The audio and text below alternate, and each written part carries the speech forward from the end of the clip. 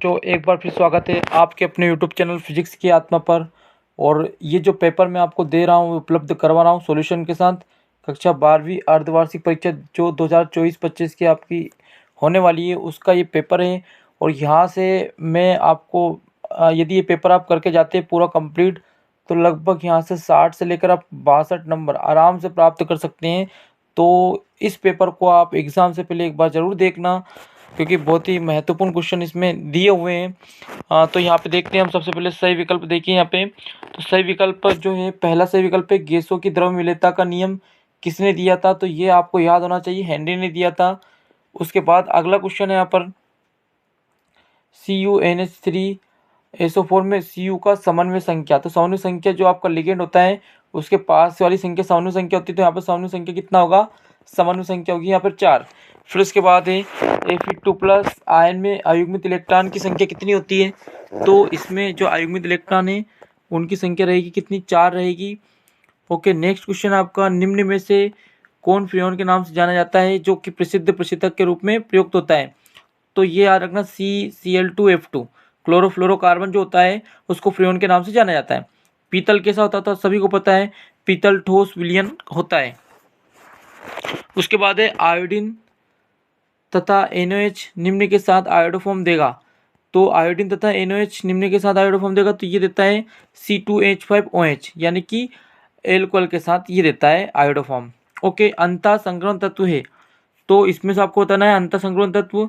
तो आपके दो ऑप्शन तो यहाँ पर, एक तो है स्कैंडियम, मरकरी, वेनेडियम और ठीक है सीरियम। तो अंतः संक्रमण तत्व आपका सीरियम Ce, ठीक है, बाकी सब है संक्रमण तत्व। अगला क्वेश्चन की तरफ चलते हैं। यहाँ पर रिक्त स्थान है जो कि 7 नंबर के पूछे जाते हैं। EDTA का रासायनिक नाम क्या होता है, तो EDTA का रासायनिक होता है ethylene di amine tetra acetate या टेट्रा एसीटेट भी इसको बोला जाता है। Na2+ का जो रंग होता है वो होता है हरा। कैसा होता है, हरा। एक फ्रेडे आवेश का मान कितना होता है, 96,500 कूलम।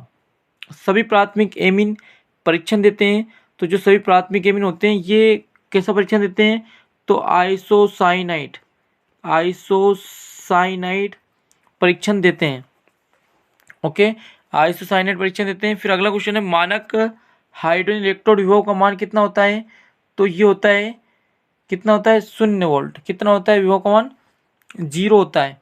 प्रोटीन के बहुलक के, तो प्रोटीन किसके बहुलक है, एमिनो अम्ल के। एमिनो अम्ल के बहुलक होते हैं प्राथमिक एल्कोहल ऑक्सीकृत होकर एल्डिहाइड बनाते हैं। ध्यान रखना, प्राथमिक एल्कोहल जो ऑक्सीकृत होते हैं तो वो एल्डिहाइड का निर्माण करते हैं। देखिए बहुत ही महत्वपूर्ण है जोड़ी, इसको ध्यान से देख लेना। यहाँ पर मैं बता देता हूँ आपको जोड़ी कंप्लीट करके। हाफमैन ब्रोमाइड जो होता है ये सीधा जाएगा प्राथमिक एमीन पे।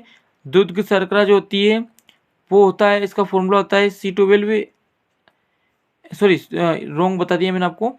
जो आपका दूध की शर्करा रहेगा हाफमैन ब्रोमाइड, तो आपका कहाँ पे जाएगा, तो ये तो जाएगा आपका प्राथमिक एमीन। दूध की शर्करा जो रहेगा लैक्टोज। सुक्रोज का फॉर्मूला यहाँ पर ये दिया हुआ है। एल्डोहेक्सोज जो होते हैं वो ग्लूकोज होते हैं। एमेन जो होता है इसकी ऑक्सीजन संख्या 7 होती है। प्राथमिक संयुक्ता जो होती है वो होती है ऋणात्मक आयन वाली। और ROR ये होता है ईथर। ठीक है, जोड़ी आपने सही से मिला ली होगी। इसके बाद एक शब्द और एक वाक्य की हम बात करते हैं, तो मेथिल आइसोसाइनेट बनाने की जो क्रिया होती है उसको बोलते हैं कार्बिल एमीन। क्या बोलते हैं, कार्बिल एमीन अभिक्रिया। उसके बाद आयोडोफॉर्म का सूत्र आपको याद होगा, क्या होता है आयोडोफॉर्म, CH3 आयोडोफॉर्म का सूत्र होता है। इसके बाद लेंथेनाइड व एक्टिनाइड में से किस में संकुचन अधिक होता है, तो लेंथेनाइड संकुचन के बारे में पढ़ा होगा आपने, तो लेंथेनाइड में संकुचन ज़्यादा होता है। गैमेक्सिन का सूत्र C6H6Cl6, ध्यान रखना C6H6Cl6, इसको गैमेक्सिन भी बोलते हैं। ओके, बेंजीन हेक्साक्लोराइड भी इसका नाम होता है। ग्लूकोज किस प्रकार का कार्बोहाइड्रेट है, तो मोनोसेकेराइड। कैसा है ये, मोनोसेकेराइड है। सेल का EMF किसके द्वारा नापते हैं, तो विभव मापी के द्वारा, विभव मापी द्वारा इसको नापते हैं। अगला है बेंजीन डाइजोनियम क्लोराइड का जो सूत्र है, तो देखो आप चाहो तो ऐसा रिंग बना सकते हो, रिंग के ऊपर N2Cl लगा सकते हो, या आप C6H5N2Cl ये सूत्र भी लिख सकते हो। ओके, ये बेंजीन डाइजोनियम क्लोराइड का सूत्र होगा। इसके बाद क्वेश्चन देख लीजिए, यहाँ पर सिंपल से क्वेश्चन है। एक है मोलरता को परिभाषित कीजिए, राउल्ट का नियम है, फेराडे के विद्युत अपघटन का प्रथम नियम करना आपको, विशिष्ट चालकता से आपके समझते हैं, इसको करके जाना है। सिद्ध कीजिए कि शून्य कोटि की अभिक्रिया का अर्धायु काल अभिक्रिया की प्रारंभिक सांद्रता के समानुपाती होता है। यानी कि आपको अर्धायु काल याद करना है शून्य कोटि के लिए। ताप गुणांक से आपको समझते हैं, एल्डिहाइड कीटोन में 2 अंतर याद करना है। इसके बाद है साइनोहाइड्रिन और यूरोट्रोपिन, इन दोनों को आपको समीकरण के साथ समझाना है। फेरोसिन को संरचना सही समझाना है। समन्वय संख्या से आप क्या समझते हैं इसको बताना है। कार्बोहाइड्रेट क्या है इसका वर्गीकरण याद करना है। प्रोटीन का विकृतीकरण क्या होता है। प्रोटीन की कमी से होने वाले एक रोग का नाम। न्यूक्लिक अम्ल किसे कहते हैं। Vitamin A B C D की कमी से होने वाले रोग कौन है, उनके रासायनिक नाम भी आपको याद होना चाहिए। ये सारी चीज़ें हमने बता दी पहले आपको। ग्लूकोज के 5% विलियन का 25 डिग्री सेल्सियस पर प्रसन्न दाब की गणना कीजिए। ग्लूकोज का अनुपात आपको 180 दे रखा है और आर का मान यहाँ पर दिया हुआ है। इसके बाद अगला क्वेश्चन है, मोलल हिमांक अवनमन स्थिरांक क्या है। किसी विलेय की मोललता एवं हिमांक अवनमन में संबंध स्थापित कीजिए। अभिक्रिया की दर स्थिरांक में कोई 3 अंतर। प्रथम कोटि अभिक्रिया 40 मिनट में पूरी हो रही है, 90% पूर्ण होती है। इसके लिए आपको अर्धायु काल ज्ञात करना है। फिर डी ब्लॉक ए ब्लॉक में आपको अंतर बताना है। लेंथरेट संकुचन से आपके मतलब इसके परिणाम बताना है। प्राथमिक द्वितीयक एल्कोहल में निम्न बिंदुओं पर अंतर बताना है आपको, ऑक्सीकरण और विहाइड्रोजनीकरण। फिर आपको बताना है फिनोल से निम्न को कैसे बनाओगे। फिनोल्फथेलिन 2,4,6 ट्राइक्लोब्रोमोफिनोल। निम्न अभिक्रिया के रासायनिक समीकरण आपको बताना है। केनिजारो और रोजनमुंड अभिक्रिया। ठीक है, क्या होता है जबकि समीकरण दीजिए तो मेथिल ब्रोमाइड जब शुष्क ईथर की उपस्थिति में सोडियम धातु से क्रिया करता है तो क्या बनता है। मेथिल क्लोराइड की क्रिया अल्कोहलिक कैसियन से करते हैं तो क्या होता है। क्लोरोफॉर्म का ऑक्सीकरण होता है तो क्या होता है। NaHE को सचित्र समझना है, यानी कि नॉर्मल हाइड्रोजन इलेक्ट्रोड, जिसको मानक हाइड्रोजन इलेक्ट्रोड भी कहा जाता है। कोलराज का नियम लिखना है, जिसके 2 प्रयोग अनुप्रयोग आपको याद करके जाना है। निम्न उपसंयोजी यौगिक के IUPAC नाम देख लेना, इनके IUPAC नाम आपको IUPAC नाम आते हैं।